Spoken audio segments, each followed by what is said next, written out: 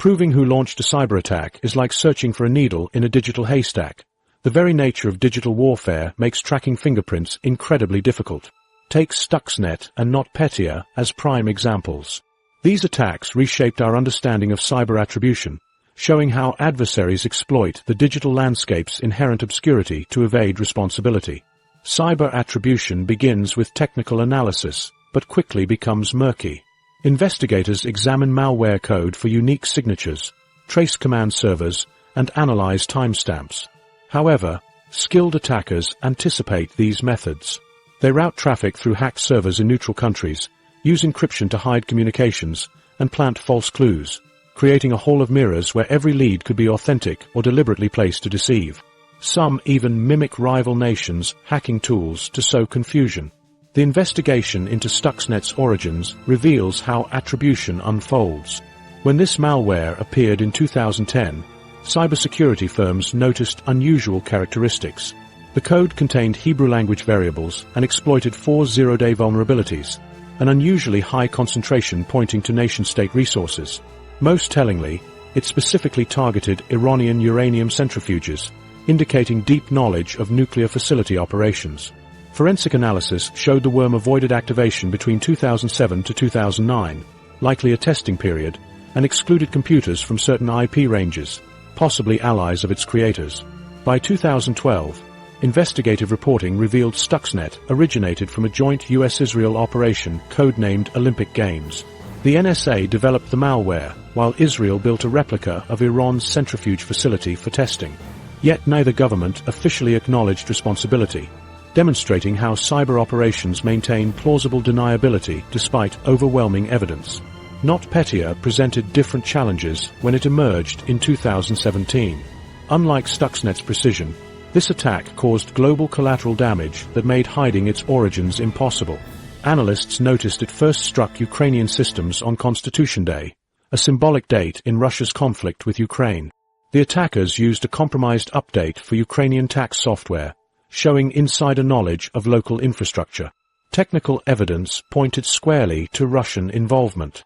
NotPetya shared code fingerprints with prior malware used by Sandworm, a group tied to Russian military intelligence. The attackers reused command servers from earlier GRU operations against Ukraine's power grid. Most damningly, the malware avoided systems with Russian or Crimean language settings, clearly attempting to spare domestic targets while attacking Ukraine and its allies. Despite overwhelming evidence, Russia dismissed claims as Russophobic without addressing technical specifics. This highlighted another challenge. Even conclusive evidence meets political resistance when states refuse accountability. Without international investigation frameworks, perpetrators can dismiss findings as politically motivated. The political consequences became clear when Western governments took unusual steps to publicly blame Russia. The White House, UK, and EU issued coordinated statements naming the GRU, a rare collective action in cyber diplomacy. These declarations carried geopolitical weight but couldn't force compliance or reparations, serving mainly as symbolic red lines in cyberspace. Structural factors prevent stronger responses even when attribution succeeds. Cyber operations fall below traditional conflict thresholds, making military retaliation disproportionate. Sanctions require broad cooperation to impact nations like Russia. Legal prosecution remains nearly impossible with state-protected suspects. This creates an accountability gap where attribution generates ire without consequences. Industries learned this harsh lesson. When Mondelez International filed a $100 million insurance claim after NotPetya crippled its systems, Zurich Insurance denied coverage by invoking a hostile or warlike action clause, treating the cyberattack like a physical strike. The unresolved dispute showed how attribution confusion permeates corporate risk management. These difficulties create perverse incentives. Nations observing Stuxnet and NotPetya saw sophisticated operations could achieve strategic goals with minimal blowback. Over 30 nations now field military cyber units, many modeling tools on these attacks, a cycle where successful operations inspire replication rather than deterrence. Technical solutions remain limited but evolving. Some firms track hacker groups by analyzing behavioral patterns, coding styles, working hours, tool preferences. AI helps process attack data to spot similarities. However, State actors continuously develop countermeasures that render these methods incomplete. International law lags behind attribution challenges. Treaties like the Tollin Manual attempt cyber warfare rules but lack enforcement. Proposed cyber courts face resistance from nations benefiting from ambiguity. Without evidence standards or impartial arbiters, attribution remains vulnerable to politicization. Human factors also hinder efforts. Cybersecurity talent shortages leave many unable to conduct thorough investigations.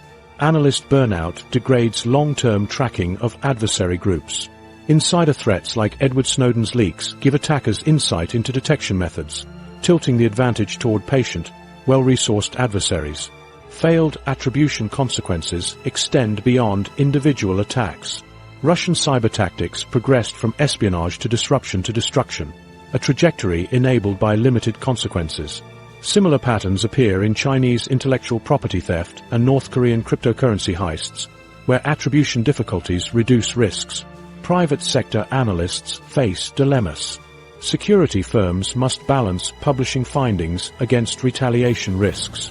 Some soft-pedal attribution to avoid angering nation-states. Others face criticism for overstating confidence to attract attention, further muddying the investigative landscape. Defensive strategies have adapted to attribution uncertainty. Many organizations now assume breach as default, focusing on limiting damage rather than preventing all intrusions. Zero-trust architecture emerged partly because attribution failures proved perimeter defenses unreliable, acknowledging that stopping nation-state hackers may prove impossible, making resilience paramount.